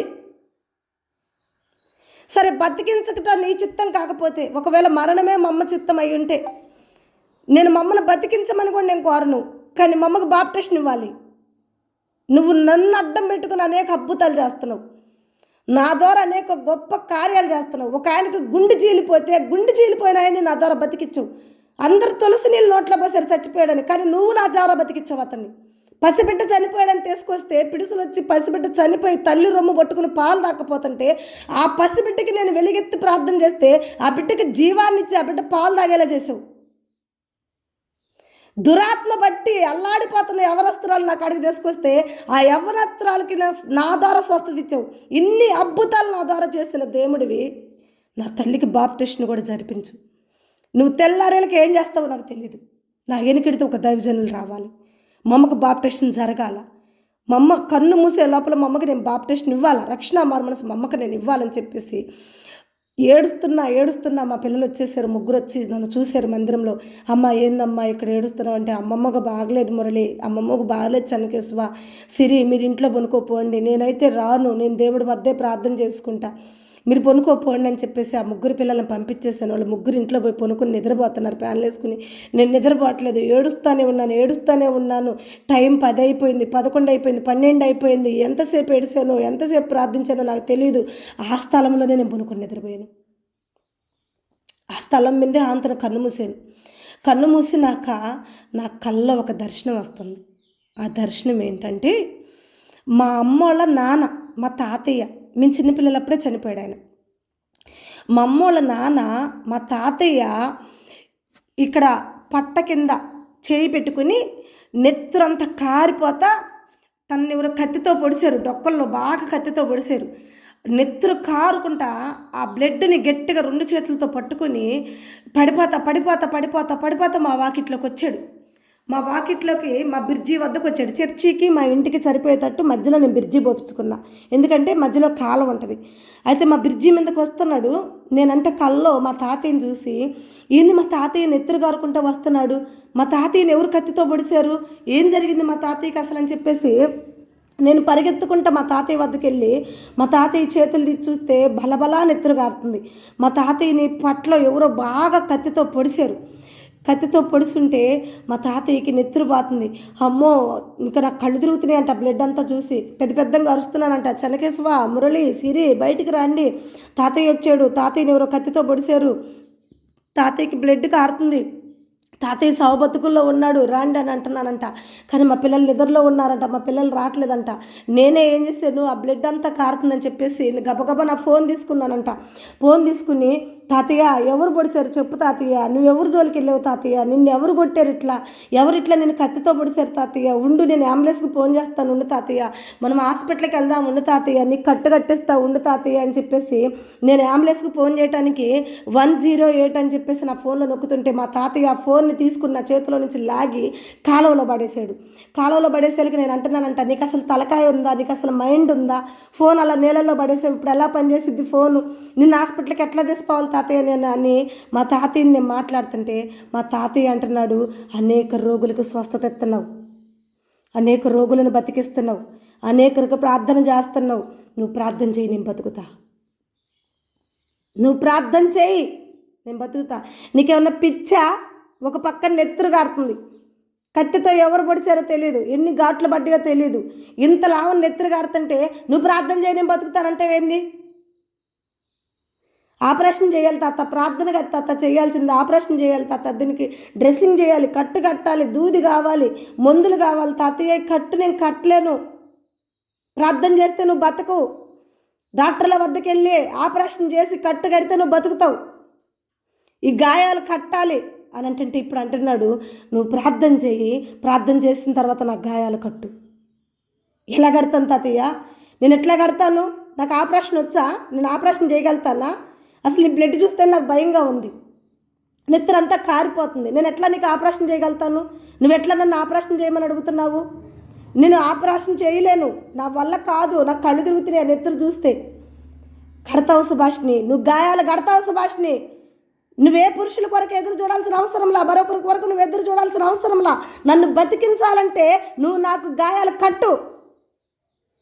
తాతయ్య నా మాటిని తాతయ్య, మొండిగా వాదించద్దు తాతయ్య, మగోళ్ళే చేయాలి ఆపరేషను, స్త్రీ చేయకూడదు, లేదు నేను నిన్ను అభిషేకించి ఉన్నా, నేను నీకు అన్ని పనులు ఇచ్చి ఉన్నా, నేను అభిషేకించిన ఒక్క ఆయుధానివి నువ్వు, గాయపడిన గాయాలు కట్టగలుగుతావు, ఇంకొకరి కొరకు నువ్వు ఎదురు చూడొద్దు సుభాష్ని, నువ్వు కడితే కట్టు, నువ్వు చంపితే చంపు, నన్ను ఇంకొకరిని పిలిస్తే నేను ఒప్పుకోను, ఇంకొకరిని పిలిస్తే నేను ఒప్పుకోను అన్నాడు. నువ్వు ఇలాగే అంటావు, నీకేం తెలియదని చెప్పేసి నేను చేతుల మీదకి ఎత్తుకోబాతంటే ఇప్పుడు నాతో అంటున్నాడు, మాదే ఊరు త్రాగుంట తాతయ్య, త్రాగుంట నుంచి ఒంగోలు ముందా మీ ఊరు ముందా, ఒంగోలే ముందు తాతయ్య, ఒంగోలులో డాక్టర్లు లేరా, నేను నీ కాడికి ఎందుకు వచ్చాను, ఒంగోలులో డాక్టర్లు లేరా, నా గాయాలు ఒంగోలులో కట్టించుకోలేనా, ఆపరేషన్ నేను ఒంగోలులో చేయించుకోలేనా, మరి నేను నీ కాడికి ఎందుకు వచ్చాను, నువ్వు ఆపరేషన్ చేయాలి, నువ్వే నా గాయాలు కట్టాలి. నేను ఎట్లా కడతాను తాతయ్య? నాకు అక్కడ ఏముంది తాతయ్య? బ్లడ్ అంతా పోతుంది. ఎందుకు తాతయ్య నన్ను ఇలా శోధిస్తున్నావు? నేను శోధించట్లేదు. నేను చెప్తుంది నీకు అర్థం కాక నువ్వే బాధపడుతున్నావు. నువ్వు గాయాలు కడతావు అని చెప్తున్నా, నువ్వే ఆపరేషన్ చేయగలుగుతావు అని చెప్తున్నా, నువ్వే బాప్టిషన్ ఇవ్వగలుగుతావని చెప్తున్నా. ఇంకొకరి కొరకు నువ్వు ఆధారపడాల్సిన అవసరం లేదు, మరొక దైవజనులను పిలవాల్సిన అవసరం లేదు. నువ్వు బాప్టిషన్ ఇస్తే మరణించే ఆత్మ జీవంతో పొందుకునిద్దని చెప్తున్నాను అంటున్నాడు. బాప్టిషనా? గాయాల? అసలు ఒకదానికి సంబంధం లేదేంటి తాతయ్య? ఏం మాట్లాడుతున్నావు నాతోటి? బాప్టిషన్ ఏంది? నేను ఇచ్చేది ఏంది? నేనే గాయాలు కట్టేది ఏంది? అసలు ఏం జరుగుతుంది తాతయ్య? ఇవన్నీ కాదుండు, అసలు ఈ బ్లడ్ అంతా పోతుంది, లోపలికి పోయి ఏమన్నా క్లాత్ అన్న తెస్తా ఉండని చెప్పేసి నేను లోపలికి వెళ్తే మా ఇల్లంతా దూదే, తెల్లటి దూది. ఆ దూదంతా పట్టుకొని వచ్చానంట. కొంచెం ముందేసాను, ఆ దూది మా తాతయ్య నడుంగి పెట్టేశాను. గట్టిగా ఒక టవలేసి ఆ బ్లడ్ పోకుండా దూదేసి బిర్రుగా కట్టాను క్లాత్. బిర్రుగా కట్టినాక మా తాతయ్యని బ్లడ్ అంతా కూడా క్లీన్ చేశాను. ఆ గాయాలు కట్టినాక మా తాతయ్యలు వేసేయమంటున్నాడంటే నువ్వే నా గాయాలు కట్టాలి, ఇంకొకరు కట్టడానికి లేదు. నువ్వు గాయాలు కడతావు. నేను నిన్ను అభిషేకించి ఉన్నా, మరొకరి వైపు నువ్వు చూడొద్దు, నువ్వే నా గాయాలు కట్టని చెప్పి మా తాతయ్య నాతో చెప్తున్నాడు. నేను కళ్ళు తెరిసా, ఎవరు లేరు, ఏ నెత్తురు లేదు. నేను చూస్తే మందిరంలో పనుకొని ఉన్నా. ఇదేందా అని చెప్పేసి ఒక్కసారిగా మరలా నేను మందిరంలో నుండి లెగిసి ఇంట్లోకి వెళ్ళాను. ఇంట్లోకి వెళ్ళి ఆలోచిస్తున్నాను, ఈ గాయాలు ఏంది, ఈ గాయాలు కట్టడం ఏంది? అప్పుడు అంత లోతులు నాకు తెలియట్లేదు, కానీ నాకు తెలియజేస్తున్నాడు దేవుడు, కానీ తెలియట్లేదు ఈ గాయాలు కట్టడం ఏందని చెప్పేసి నేను ఆలోచిస్తూ ఉన్నప్పుడు నాకు పెద్ద సముద్రంలో ఒడ్డున కొంతమంది మనుషులు ఉన్నారు. ఒక ఆమె సావు బతుకుల్లో ఉందంట. ఆ సావు బతుకుల్లో ఉన్న ఆమె అరుస్తుందంట, నాకు బాప్టిషన్ ఇండి అని ఆమె అరుస్తుందంట. అరుస్తుంటే ఈ ఇద్దరు మగవాళ్ళయి ఆమెకి బాప్టిషన్ ఇవ్వడానికి తీసిపోతున్నారంట నీళ్ళ వద్దకి. నేనయ్యి అంటున్నానంట, అసలు బాప్టిషన్ ఎలా ఇస్తారు, నేను ఇంతవరకు చూడలేదు, ఇప్పుడు చూద్దాం ఎలా ఇస్తున్నారు వీళ్ళిద్దరు మగవాళ్ళు అని చెప్పేసి నేను చూడటానికి వెళ్ళా. నేను చూడటానికి వాళ్ళ దగ్గరికి వెళ్తున్నకి ఆ ఇద్దరు మగవాళ్ళు ఏం చేశారంటే నేరుగా ఆమెను తీసుకొచ్చి నా చేతికి అప్పచెప్పారు. నా చేతికి అప్పచెప్పి ఆమెను వదిలిపెట్టి వాళ్ళిద్దరు తిరిగి వెళ్తుంటే నేను అంటున్నాను, అన్నయ్య మీరిద్దరు పాస్టర్లు కదా, మీరిద్దరు బాప్టిషన్ ఇవ్వమని ఆమె అడుగుతుంది కదా, మీ ఇద్దరు బాప్టిషన్ ఇవ్వకుండా ఈ స్త్రీని నాకు ఎందుకు వదిలిపెట్టి వెళ్తున్నారు, నా వద్ద ఎందుకు వదిలిపెడుతున్నారు అని అంటే, అమ్మ ఈ స్త్రీని నీకు అప్పచెప్పమని, ఈ స్త్రీకి నువ్వే బాప్టిషన్ ఇవ్వమని అమ్మ పై ఆయన మాకు చెప్పి పంపించాడు, మా అధికారుడు మాకు చెప్పి పంపించాడు. కాబట్టి మొట్టమొదట నీకు ఇస్తున్న ఆత్మయమ, ఈ స్త్రీ మరణకరమైన స్థితిలో ఉంది, ఈమెకు నువ్వే బాప్టిషన్ ఇవ్వు, ఈ దీపం ఆరిపోయే లోపలే గబాన రక్షణ మార్మని శివమని చెప్తున్నాడు. కాబట్టి నువ్వు ఆలస్యం చేసావంటే త్వరగా ఆ స్త్రీ చనిపోయిద్ది. కాబట్టి ఈ స్త్రీకి నువ్వే బాప్టిషన్ ఇవ్వమ్మా అని చెప్పేసి ఆ ఇద్దరు పురుషులు, ఇది నీ పనేనమ్మా, నీకు అప్పచెప్పిన పనేనమ్మా, కాబట్టి నువ్వు భయపడద్దమ్మా, ఎవరి వైపు నువ్వు చూడొద్దు, ఏ మనుషుల వైపు చూడొద్దు. ఒకప్పుడు మనుషులు నిన్ను నిందిస్తారనుకున్నావు, అదే మనుషులు వచ్చి నీ వద్ద ప్రార్థన చేయించుకుంటున్నారు. ఏ సేవకులు వచ్చి నీ మీద ఏమి నిందలేస్తావో అనుకున్నారు, అదే సేవకులు నువ్వు ఒక దైవ జనరాలు నువ్వు ఒప్పుకొని వాళ్ళొక ఫెలోషిప్లో నిన్ను ఒక సేవకురాలుగా అంగీకరించి వాళ్ళతో పాటు నిన్ను జాయిన్ చేసుకున్నారు. అలాగే ఈ రక్షణ మారు మనసు విషయంలో కూడా నువ్వు ఒక స్త్రీ బాప్టిషన్ ఇస్తుంది అని అందరిని నిందిస్తారని నువ్వు భయపడుతున్నావు. అయితే నువ్వు భయపడాల్సిన అవసరం లేదు. ఈ విషయంలో కూడా నీకు ఘనతే కలిగిద్ది, కానీ అవమానం ఎక్కడా రాదు. ఆయన అప్పచెప్పిన పని వెనక్కి తీయకుండా నీ పని నువ్వు పూర్తి చేయమ్మా, ఆ దీపం ఆరిపోయేటట్టుందమ్మా అన్నాడు. వీళ్ళు ఈ మాట చెప్పినాక నేను ఎమ్మటిని ఆ స్త్రీని పట్టుకొని, ఇంకొకరు సపోర్ట్ ఉంటే బాగుండేది, నేను ఒక్కదాన్నే దిగుతున్నాను నీళ్ళలోకి అని చెప్పేసి, సరే ఏదైతే అదైందిలే రామ్మ ఇస్తారా బాప్టిషన్ అని చెప్పి దర్శనంలోనే నేను నీళ్ళలోకి దిగుతున్నాను. నీళ్ళల్లోకి దిగుతూ మెట్లున్నాయి, నీళ్ళలో పెద్ద కాలువ, ఆ కాలువలోకి దిగటానికి కూడా మెట్లున్నాయి. ఆ మెట్ల మీదగా నేను దింపుతున్న, కిందంతా ఫ్లోరింగు, ఎక్కడ కూడా మట్టి మగపట్టలేదు, నీళ్ళు చాలా తెల్లగా ఉన్నాయి. అయితే ఆమెను నిలబెట్టుకున్న మనసులో అనుకుంటున్నాను, ఇంకొక మనిషి సపోర్ట్ ఉంటే బాగుండేది అని చెప్పి నేను అనుకుంటూ ఉంటే ఒక మనిషి గొడిగేసుకుని ఆ నీళ్ళల్లో కుర్జీ వేసుకుని కూర్చున్నాడు. దేవుడికి మహిమ కలుగును గాక. కుర్చీ వేసుకుని గొడుగు పట్టుకుని కూర్చుని ఉన్నాడు ఒక మనిషి ఆ నీళ్ళల్లో. నేను ఆశ్చర్యపోతున్నా. సముద్రం, కాలవ, ఒక పక్క సముద్రం కనపడుతుంది, ఒక పక్క కాలువలోకి దిగాను. ఈ కాలువలో ఇంత లోతు నీళ్ళల్లో కుర్చీ అట్లా నిలబడింది. ఈ మనిషి అట్ట కూర్చున్నాడు, పైగా గొడుగు పట్టుకుని ఉన్నాడు. ఆ గొడుగు పట్టుకున్న మనిషి కానరాటం ఎప్పుడేముంది, ఇది 3వసారి కావాలి. ఇలా నిలబడ్డాడు ఈ మనిషి అని చెప్పేసి నేను ఆశ్చర్యపోతూ ఆ మనిషి వైపు చూసి, అమ్మో ఈయన ఎవరో పాస్టర్ అట్టుంది, నన్ను ఏమన్నా అంటాడేమో, ఆడగోతురువు నువ్వు నీళ్ళలోకి దిగుతున్నావు ఏందని చెప్పి నన్ను బెదిరిస్తాడేమో, ఏమైనా తిడతాడేమో, ఎట్లా చేయాలి ఇప్పుడు నీళ్ళలోకి దిగాను ఏమైనా తీసుకున్నానంటే, ఆ మగ మనిషి నన్ను ఇలా చేయి చాపి ఇలా పిలుస్తున్నాడు, ఇట్రా సుభాష్ని అని. పోయా, నేను దగ్గరికి వెళ్ళా. నా కుడి చేయి తను తీసుకుని తన కుడి చేతిలో పెట్టుకుని నా చేతిని ముద్దు పెట్టుకుని, ఈ చెయ్యి అనేకరికి రక్షణ ఇవ్వబోతుంది అన్నాడు. దేవుడికి మహిమ కలుగును గాక. అనేకరికి రక్షణ ఇవ్వబోతుంది ఈ చెయ్యి, అనేకరికి వాడబడుతుంది ఈ చెయ్యి, పరిశుద్ధాత్మ ఈ చేతి మీదకి దిగిరాబోతున్నాడు అని చెప్పి ఆయన నా చేతులు పట్టుకునే ఉన్నాడు.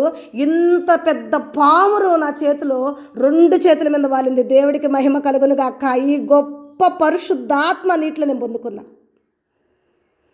మీకు తెలుసా, యేసుప్రభు బాప్టిజం తీసుకున్నప్పుడు ఒక పామురు వచ్చి ఆయన భుజాల మీద వాలింది. నేను బాప్టిజం ఇవ్వడానికి నీళ్ళలోకి దిగినప్పుడు ఒక పెద్ద పామురు వచ్చి నా 2 చేతుల్లో నిలబడింది. ఇంత గొప్ప ధన్యత ఏ దైవజనులకు ఉందో లేదో నాకు తెలియదు.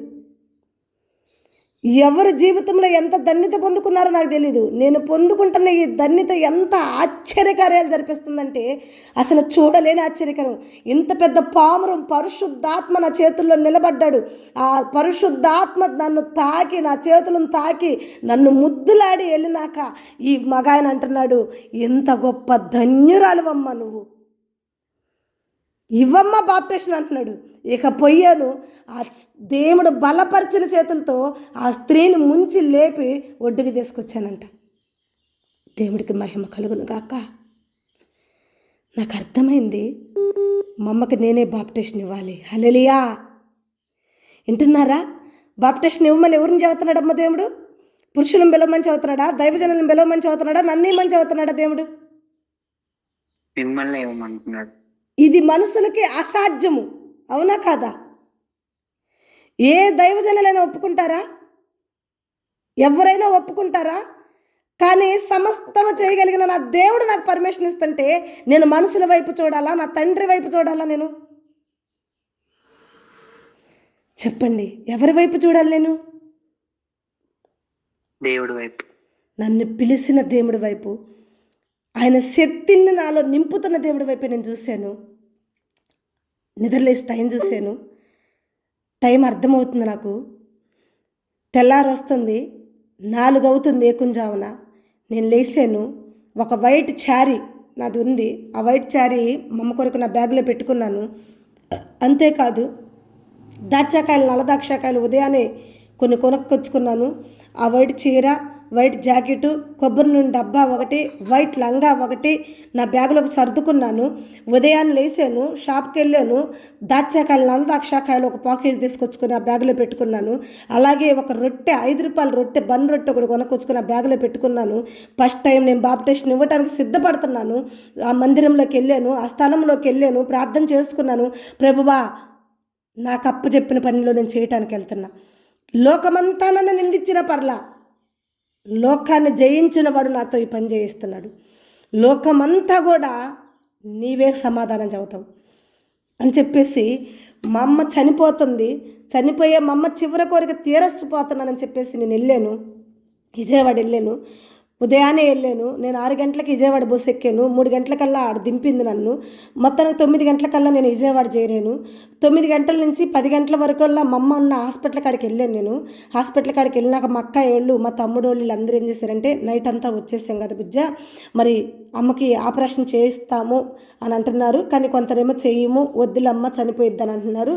సరే, ఏదేమైనా సరే మేము పోయి కొంచెం రెస్ట్ తీసుకుని మరలా సాయంత్రానికి మేము తిరిగి వస్తాము అని చెప్పేసి మా అమ్మ తమ్ముడు, మా తమ్ముళ్ళు ఇద్దరు, మా అక్కాయి వాళ్ళిద్దరు అందరూ కూడా ఒకే వెహికల్స్ మాట్లాడుకుని వాళ్ళందరూ ఇంటికి వెళ్తున్నారు. నేను అనుకుంటున్నా, వీళ్ళందరూ వెళ్ళటం నాకు ఎంత మంచిదో. వాళ్ళల్లో ఒక్కళ్ళున్నా మా అమ్మకు బాప్టిజం ఇవ్వనీరు. వాళ్ళందరూ వెళ్ళాలి. అని చెప్పేసి నేను అనుకుంటున్నాను. వాళ్ళందరూ వెళ్ళిపోయినాక నేను మా అమ్మ కాడికి వెళ్ళాను. మా అమ్మకి చెప్తున్నాను, అమ్మ నీకు నేను బాప్టిస్ట్ ఇవ్వబోతున్నా, దేవుడికి మహిమ కలుగును గాక. మా అమ్మకి ఎక్కడొచ్చిందో తెలియదు ఆ శక్తి, మా అమ్మకి ఎక్కడొచ్చిందో తెలియదు ఆ బలం. మా అమ్మ ఒక్కసారిగా చాలా సంతోషపడుతూ, చాలా నవ్వుతూ మా అమ్మ నా చేయి దగ్గరికి లాక్కొని, అమ్మ నువ్వు నాకు బాప్టిషన్ ఇస్తావా, నువ్వు నాకు బాప్టిషన్ ఇవ్వబోతున్నావా, ఇప్పుడు ఇస్తావా, ఇక్కడ ఇస్తావా అంటుంది. ఇస్తానమ్మా, ఇప్పుడు ఇస్తా, ఇక్కడే ఇస్తా, మాట్లాడకుండా సైలెంట్గా ఉండమ్మా, నువ్వు సైలెంట్గా ఉండు, ఇక్కడ బాప్టిషన్ జరిగిద్దమ్మా. మా అమ్మ ఇక లేచింది. మా అమ్మ లెగిసి ఆ రూమ్లో మా అమ్మతో పాటు 5 పేషెంట్లు ఉన్నారు. మా అమ్మ 6వ మత్తి. మా అమ్మ లెగిసి గబా గబా, అమ్మ నన్ను బాత్రూంలోకి తీసిపమ్మా, నాకు బాప్టిషన్ ఇద్దుపమ్మా, నువ్వు బాప్టిషన్ ఇచ్చినాక నేను బాప్టిషన్ పొందుకున్నాను అన్న పేరు పొందినాక మరు నిమిషం నేను చచ్చిపోయిన పర్లేదమ్మా అంది. లేమ్మా పదవరా, రేపు బాప్టిషన్ ఇస్తారా, మళ్ళీ డాక్టర్ వచ్చే టైం అవుతుంది, డాక్టర్ రూమ్లోకి వస్తే ఎవరిని ఉంచడు, అందరిని బయటకు నెట్టేస్తాడు, దమ్మ లోపలికి పదందా అని చెప్పేసి మా అమ్మని విజయవాడ హాస్పిటల్లో బాత్రూంలోకి తీసుకుపోయి బాత్రూంలో బకెట్ నిండా నీళ్లు పెట్టి మా అమ్మను కూర్చోబెట్టి తండ్రి కుమార పరిశుద్ధ నామములో బాప్టిషన్ ఇచ్చేసారు. దేవుడికి మహిమ కలుగునుగాక. నేను మొట్టమొదట రక్షింపబడిన ఆత్మ, మొట్టమొదట నేను బాప్టిషన్ ఇచ్చిన ఆత్మ ఎవరో కాదు, నాకు జన్మనిచ్చిన నా కన్న తల్లి. నా కన్న తల్లికే నేను బాప్టిషన్ ఇచ్చాను. మా అమ్మ ఎంత సంతోషపడుతుందంటే చెప్పలేనంత సంతోషం. ఇంకా నాకు అయిపోయిందమ్మా బాప్టిషన్ అంది. అయిపోయిందమ్మా అన్న. బయటికి తీసుకొచ్చాం మా అమ్మని.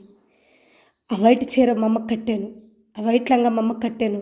అక్కడ ఉన్న వాళ్ళందరూ కూడా నా వైపు చూస్తున్నారు, ఏం జరుగుతుంది, వాళ్ళ అమ్మ సాగు బతుకుల్లో ఉంది, ఈమె వచ్చింది లోపలికి తీసిపోయింది, స్నానం చేపించింది, తీసుకొచ్చింది, బట్టలు కట్టిస్తుంది, నూతన వస్త్రాలు కట్టేస్తుందని. ఇక మా అమ్మ ఏం చెప్తుందో తెలుసా, వాళ్ళందరికీ 5 చెప్తుంది, మా అమ్మతో పాటు ఉండే వాళ్ళు 5 చెప్తుంది, నేను రక్షణ పొందుకున్నా, నా కూతురు నాకు రక్షణ ఇచ్చింది, నా కూతురు నాకు బాప్టిషన్ ఇచ్చింది, నా కూతురు దైవజనరాలు, గొప్ప పాస్టరమ్మ, నా కూతురు చేతుల మీదుగా నేను బాప్టిషన్ పొందుకున్నానని వాళ్ళందరికీ చెప్తుంది మా అమ్మ. అమ్మ అలా చెప్పకమ్మా, వద్దమ్మా, అలా చెప్పకూడదమ్మా, నువ్వు బాగలేదని అమ్మ, పునుకమ్మ మంచం మీద అంటున్నా. మా అమ్మ అంటుంది, ఈ గడిలో నేను చనిపోయినా ఏం కదమ్మ అంటుంది. మనం పునుకు, నేను చేయాల్సిన పనులు ఇంకొన్ని ఉన్నాయి. గబగబా మా అమ్మని కూర్చోబెట్టి నేను తీసిపోయిన దాచాకాయలు గబగబా వాటిని కొంచెం మెత్తగా చేసి మా అమ్మకి ఆ రొట్టిచ్చి తండ్రి కుమార పరిశుద్ధ నామములో మోకాళ్ళ మీద పడి ఆ రొట్టిని, ఆ ద్రాక్షారసాన్ని ప్రార్థన చేస్తున్నాను. నా ఆత్మ నాలో లేదు, పరిశుద్ధాత్మతో నింపబడ్డాను, బహుగా ప్రార్థన చేస్తున్నాను, ఆ పరిశుద్ధాత్మతో నింపబడి ప్రార్థన చేస్తున్నాను. కళ్ళు మూసుకున్నాను, ప్రార్థన చేస్తున్నాను. కళ్ళు మూసుకుని కళ్ళు తెరిచి ఇంకా మా అమ్మకి రొట్టె ద్రాక్షారసం ఇవ్వటకు కళ్ళు తెరిసేలకి నా చుట్టూ 5 దైవజనులు ఉన్నారు. దేవుడికి మహిమ కలుగును గాక. ఎక్కడొచ్చి ఉంటారు ఈ 5 దైవజనులు? మీకు ఆశ్చర్యం ఎట్లేదా? ఇది కల కాదు, నిజంగానే వచ్చారు వాళ్ళు. 5 దైవజనులు నా మధ్యకు వచ్చి ఉన్నారు. నేను ఈ 5 దైవజనులను చూసి మా అమ్మ ఇప్పటిదాకా పెద్దగా గోల చేసింది, నా కూతురు బాప్టిషన్ ఇచ్చిందని, బాత్రూంలో నువ్వు బాప్టిషన్ ఇచ్చేది ఏందని చెప్పి నన్ను ఏం చేయడానికి వచ్చారు, వీళ్ళకి ఎలా తెలిసిందో కంప్లైంట్ అని చెప్పి నేను భయపడుతున్నా. ఈ 5 దైవజనులు నా వద్దకు వచ్చి నాతో పాటు ఆ రొట్టిని ద్రాక్షారసాన్ని తాకి, అమ్మా నువ్వెంత గొప్ప దైవజనరాలివమ్మా, ఒక ఆత్మ ఆరిపోతుంటే ఆత్మకు నిత్య జీవాన్ని ఇచ్చిన ఆత్మీయ తల్లివమ్మ నువ్వు, మేము గొప్ప దైవజనులమే విజయవాడలో, ఇదిగో ఈ పేషెంట్కి ప్రార్థన చేద్దామని మేము 5 దైవజనులమే ఈ సమయంలో వచ్చామంటే, ఏందా మేము 5 కలిసి వచ్చాము, దేవుడు మా 5 నడిపించాడని మేము ఒకసారి ఆశ్చర్యపోయాం. ఇంత గొప్ప అద్భుతంలో, ఒక ఆత్మ రక్షణలో దేవదూతల వలె దేవుడు మమ్మల్ని నడిపించాడన్న సంగతి మాకు తెలియలేదు. ఎంత గొప్ప కార్యం చేసేవమ్మ నువ్వు అని చెప్పి మేము 6 కలిసి ప్రార్థన చేసి మా అమ్మకి ద్రాక్షారసం రొట్టిచ్చాం. దేవుడికి మహిమ కలుగును గాక. ఇచ్చినాకే మొదలైంది అసలు సమస్య. ఇచ్చాను, మా అమ్మకు ప్రార్థన చేశాను, ఆ రూమ్లో ఉన్న వాళ్ళందరూ కూడా ప్రార్థన చేశారు నాతో కలిసి. ఎంత గొప్ప కూతుర్ని కన్నావమ్మా, ఎంత గొప్ప దైవజనరాలను కన్నావమ్మా అని వాళ్ళందరూ కూడా మెచ్చుకుంటున్నారు. పాస్టర్ అమ్మ మాకు ప్రార్థన చేయి అంటున్నారు. అంతా అయిపోయింది. మా అమ్మ చాలా సంతోషంగా ఉంది, చాలా హ్యాపీగా మా అమ్మ కళ్ళల్లో నేను సంతోషం చూశాను. ఇంతలోకి ఒక నర్స్ వచ్చింది. డాక్టర్ వారు వస్తున్నారు, పేషెంట్ వద్ద ఉన్నారు, అందరూ కూడా బయటికి వెళ్ళిపోండి అని చెప్పేసి మమ్మల్ని అందరిని కూడా బయటికి దింపేశారు. మొత్తాన్ని బయటికి దింపారు, ఎవరిని ఉంచలేదు. మా అమ్మ పై రూపులో ఉంది, కిందకి దింపారు మమ్మల్ని అందరినీ కూడా. నేను సంతోషపడుతున్నాను, మా అమ్మకు బాప్టిజం ఇచ్చాను, రక్షణ ఇచ్చాను, మా అమ్మకు మారు మనసు ఇచ్చానని చెప్పి నా సంఘంలో ఉన్న పిల్లలందరికీ కూడా ఫోన్ చేసి నేను ఫోన్ మాట్లాడతా వాళ్ళందరితో కూడా చెప్తున్నాను, ప్రార్థన చేయండి అమ్మా, బాప్టిజం జరిగిందమ్మా అని చెప్పేసి నేను వాళ్ళందరితో మాట్లాడుతున్నాను. ఇంతలోకి పైనుంచి నర్సు వస్తూ పెద్దగా కేకలేస్తుంది నన్ను. పార్వతమ్మ తాలూకు ఎవరు అని పెద్దగా కేకలేస్తుంది. అమ్మ నేనే పార్వతమ్మ తాలూకు. ఏమైందంటే మీ అమ్మ చనిపోయింది,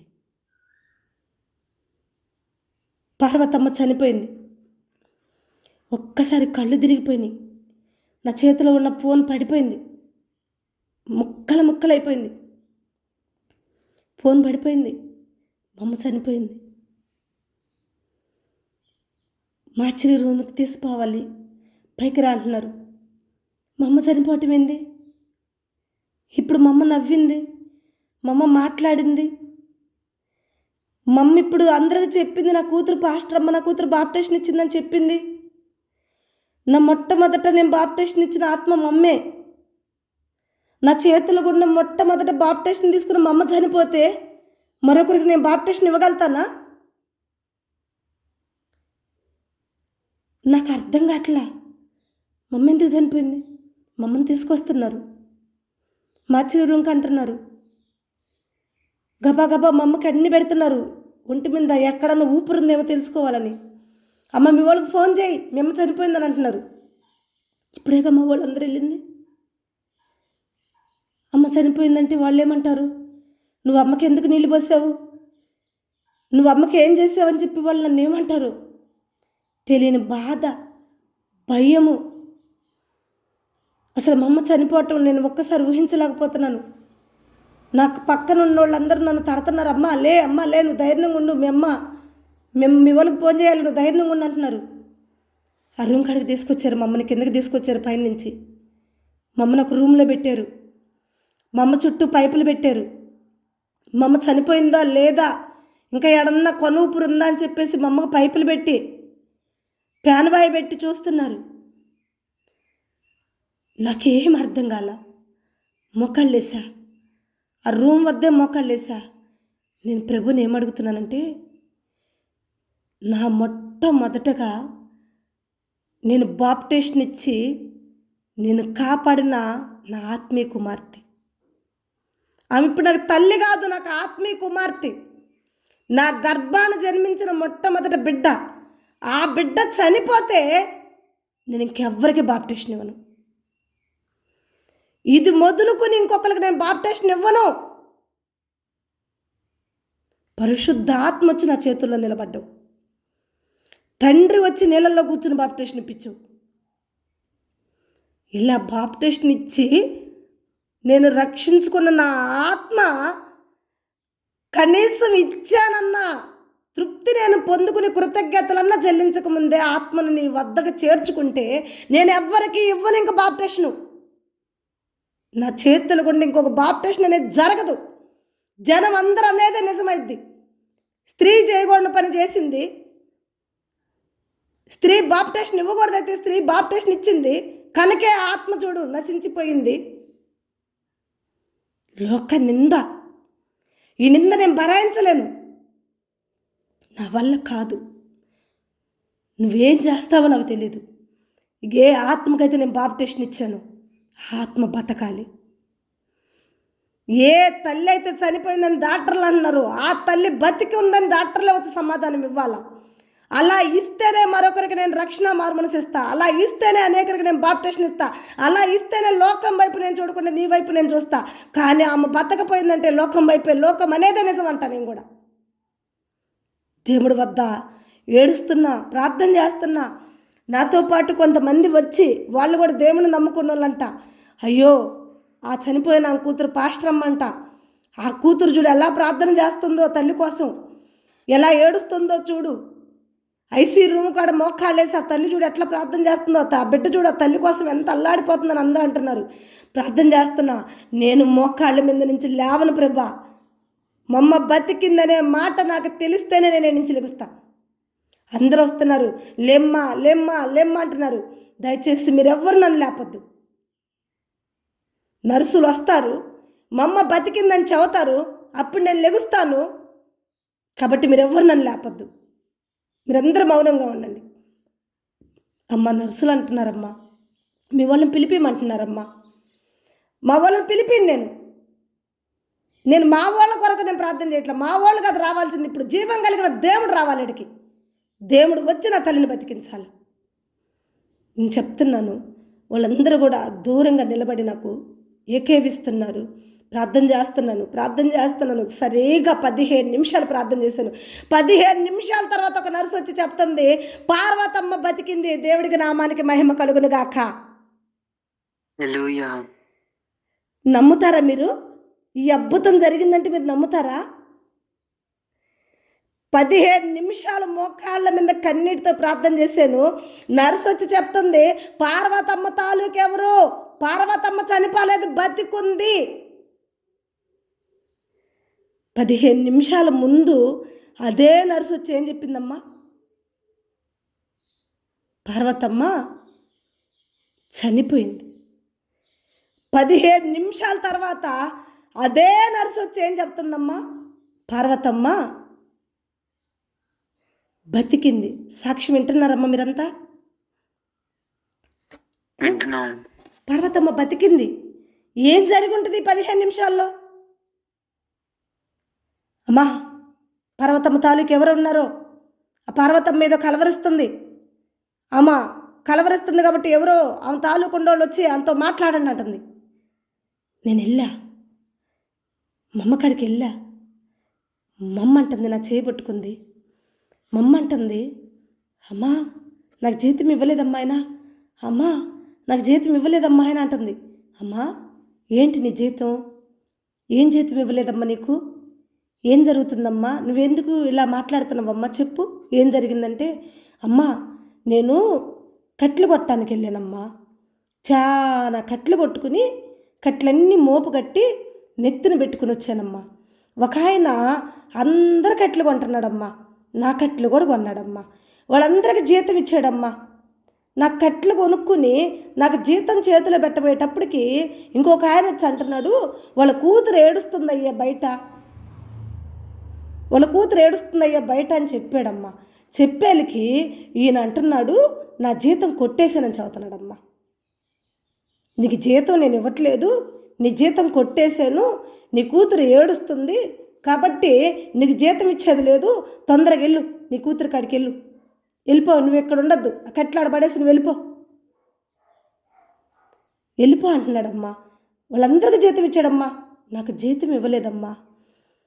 ప్రభువుని ఎలా మహింపరచాలో అర్థం కావట్లా నాకు. జీతం ఇస్తే మా అమ్మ చనిపోయేది. జీతం ఇవ్వలేదు. నా కన్నీళ్ళు నా ప్రభు చూశాడు, నా పక్కనే ఉన్నాడని నాకు అర్థమైపోయింది. చాలాసార్లు నేను ఒక పాట పాడేటప్పుడు దేవుని నామాన్ని మహింపరుస్తా. ఎలా మహింపరుస్తానంటే, ఇక్కడే ఉన్నావు, నా పక్కనే ఉన్నావు, దిక్కులేని నాకు తోడుగా ఉన్నావు, తోడుగా ఉన్నావు, నాకు తోడుగా ఉన్నావు. ఇలాంటి పాట నేను పాడుతున్నప్పుడు నాకు ఎంత సంతోషం అంటే, నా జీవితంలో నేను ఎదుర్కొన్న ప్రతి సందర్భం ఒక మూల ఆయుధముగా నిలబడింది. నా తండ్రి జీతం ఇవ్వలేదు నా అమ్మకి, నా అమ్మ మరణానికి జీతం ఇవ్వలేదు. ఇంటికి పో, నీ కూతురు ఏడుస్తుందని చెప్పి పంపించేశాడు. మా అమ్మతో నేను చెప్పా, మా ఇక నువ్వు చనిపోవట్లేదు, నువ్వు బతుకుతున్నావు, ఇక నువ్వు భయపడాల్సిన అవసరం లేదమ్మా, నా దేవుడు నీకు ఆయుష్ని పొడిగించాడమ్మా. యెషయా గ్రంథంలో మనం చదివితే హిజ్కియాకి ఎలా ఆయుష్ పొడిగించాడో, నా దేవుడు నీ ఆయుష్ అలా పొడిగించాడమ్మా. నేను మొట్టమొదటిగా బాప్టిజం ఇచ్చిన బిడ్డ చనిపోకూడదని నా దేవుడితో వాదనాడానమ్మా. ఆ బిడ్డ మరణిస్తే మరొక బిడ్డకి నేను బాప్టిస్ట్ ఇవ్వనని చెప్పానమ్మా. నా దేవుడు నిన్ను బతికించాడమ్మా. నీకు మరణం లేదమ్మా. ఇంకంటే మమ్మ అంత ప్రాణవాయు పెడితే మమ్మ ఏం పడుతుంది తెలుసా? దావీదు కుమారుడా నన్ను దాటిపోకయ్యా, నజరేతువాడా నన్ను వీడిపోకయ్యా, నీవు తప్ప నాకీ లోకంలో ఎవరున్నారయ్యా, నీకు తప్ప నాలో ఎవరికి చోటే లేదయ్యా. ఫస్ట్ టైం మా అమ్మ నోట్లో నుంచి ఆ పాట వింటాను. దేవుడికి మహిమ కలుగును గాక. చెప్పలేని సంతోషం, ఊహించలేని ఆనందం. దేవుడు నామానికి మహిమగా మా అమ్మకు బాప్టిషన్ జరిగింది. ఆ బాప్టిషన్ తర్వాత ఈ సుభాష్ని పాస్టర్ అమ్మ 48 మందికి బాప్టిషన్ ఇచ్చింది. దేవుడికి మహిమ కలుగును గాక. అర్థమవుతుందా? ఆ బాప్టిషన్ తర్వాత ఈ అమ్మ ఎంతమందికి ఇచ్చిందమ్మ బాప్టిషన్లు? 48 మందికి బాప్టిషన్లు ఇచ్చింది ఈ అమ్మే. ఈ స్త్రీయే బాప్టిషన్ ఇచ్చింది 48 మందికి. దేవుడు ఎంత గొప్పగా, ఆయన నామాన్ని ఎంత గొప్పగా మహిమపరుచుకున్నాడు తెలుసా? ఇవన్నీ జరిగినాయి, అయిపోయినాయి. ఇక అనేకరికి బాప్టిషన్లు, అనేకరికి వెలుగు, అనేక సువార్తలు, అనేక గొప్ప గొప్ప సాక్ష్యాలు, అనేక విధంగా దేవుడు పరిచర్యలో వాడుకోవటం, ఎవరు పిలిస్తే వాళ్ళ వద్దకు వెళ్ళటం, ఎక్కడ కావాలంటే అనేక మహిమలు. మా అమ్మ మరణము జయించినాక మా కుటుంబం అంతా కూడా దేవుని నమ్మారు. దేవుడికి మహిమ కలుగును గాక. మా పిన్ని వాళ్ళు, పెదనాన్న వాళ్ళు అందరూ కూడా దేవుడు అద్భుతాన్ని నమ్మారు. అంతేకాదు ఆ హాస్పిటల్లో మా అమ్మ బతికిందని తెలిసినాక అక్కడికక్కడే కొంతమంది రక్షణ మారు మనసుకు కూడా ఒక తీర్మానం తీసుకున్నారు. దేవుడికి మహిమ కలుగును గాక. దేవుడు చేసిన గొప్ప అద్భుతం డాక్టర్లు ఒప్పుకున్నారు, నర్సులు ఒప్పుకున్నారు. ఇది దేవుడే చేశాడు, మీ కూతురు దైవజనరాలు వెళ్ళే దేవుడు ఈ అద్భుతం చేశాడని డాక్టర్ల చేత కూడా దేవుడి నామని బబులోను రాజ్యంలో, ఐగుప్తు దేశంలో మన ఒక్క మోషే అలాగే దానియేలు మన దేవుడి నామాన్ని ఎంత మహిమపరిచారో, విజయవాడ హాస్పిటల్లో దైవజనరాలు సుభాషణమ్మ కూడా దేవుడి నామాన్ని అంతగా మహిమపరిచింది. దేవుడికి మహిమ కలుగును గాక. బహుగా ఆశీర్వదింపబడుతుంది, బహుగా ఎంతగానో దేవుడి సేవలో వాడబడుతున్నాను. మరి దేవుడు ఒక ఆలయం కొరకు ప్రార్థిస్తున్నాను. దేవుడి సన్నిధిలో ఆ ఒక గుడారము కట్టుకుని, ఆ ఒక పట్టలు కట్టుకుని దేవుడు ప్రార్థన చేస్తూ ఉన్నాను. దేవుడు ప్రార్థన జరుగుతూ ఉంది. ఆ పట్టలు తరచూ చినిగిపోతూ ఉన్నాయి. సర్వలోకానికి నేను సువార్త ప్రకటిస్తున్నాను. నాకు తెలిసిన లోకానికి, నాకు తెలిసిన ప్రజలందరికీ నేను ప్రకటిస్తున్నాను. అయితే ఒకరోజు నేను ఆ యజమాన్ని పోయి అడిగాను, అధికారిని పోయి, అయ్యా పట్టలు కట్టి ఇప్పుడు 3 సంవత్సరాల నుంచి ప్రార్థన చేస్తున్నాను, అయితే ఈ ప్రార్థన చేస్తున్నాం కానీ ఈ పట్టలు వర్షానికి తడుస్తున్నాయి, గాలికి తడుస్తున్నాయి, ఇబ్బంది పడుతున్నాము. మరి అయ్యా ఏదైనా ఒక మందిరం ఏర్పాటు చేసుకుంటే బాగుండని చెప్పి నేను అతన్ని అడిగాను. ఆ అధికారుడు అన్నాడు, నేను ఇక్కడ మందిరం కట్టాలంటే కొన్ని రోజులు టైం కావాలి, ఆ టైం అయినా కట్టుకుందామన్నాడు. మరి ఆ తర్వాత నేను మందిరం ఎలా కట్టాను, మరి అసలు ఆ మందిరం కట్టే లోపలే మరి నేను ఆ పరిచర్య చేస్తున్నాను, అక్కడ ఏం జరిగింది, రేపుడితోటి ఈ సాక్ష్యాన్ని పూర్తి చేస్తాను. మరి దేవుడు ఈ సాక్ష్యాన్ని ముందుకు నడిపిస్తున్నప్పుడు మనుషులుగా మనం ఆపటం అది కరెక్ట్ కాదు. దేవుడు ఈ సాక్ష్యం ఎవరు ఏది పొందుకోవాలన్నారు, ఎవరు ఈ సాక్ష్యం ద్వారా ఏ మేలులు పొందుకోబోతున్నారు, మరి దేవుడు చేసే అద్భుతాలు, దేవుడు జరిపించిన అద్భుతాలు, మరి ఇన్ని సంవత్సరాలైన ఈ అద్భుతాలు దేవుడు నా ముందు నా నోట పలికించి సాక్ష్య రూపంలో బయటికి తీసుకొస్తున్నాడు. కాబట్టి మరి రేపుడితోటి ఈ సాక్ష్యాన్ని ఇంకా ముగింపులోకి తీసుకొద్దాం. ప్రభు మీ అందరినీ ఈ సాక్ష్యం ఇంతసేపు విన్నందుకు మీ అందరినీ దేవుడు దీవించి, అలాగే ఈ సాక్ష్యం వింటున్న ప్రతి కుటుంబాలను దేవుడు దీవించి, ఈ సాక్ష్యం అనేక నశించే ఆత్మలకు రక్షణగా ఉండాలని, జీవం కలిగిన దేవుడు రక్షణలోకి నడిపించాలని, దేవుడు చేసే అద్భుతాలు గుర్తించలేక నాలాంటి దైవజనులు ఎవరైనా ఉంటే వాళ్ళందరూ కూడా దేవుడు చేసే అద్భుతాలను గుర్తించాలని మరి ఈరోజు ఇంతటితోటి నేను సెలవు తీసుకుంటున్నాను. ప్రైజ్ లార్డ్ అమ్మా.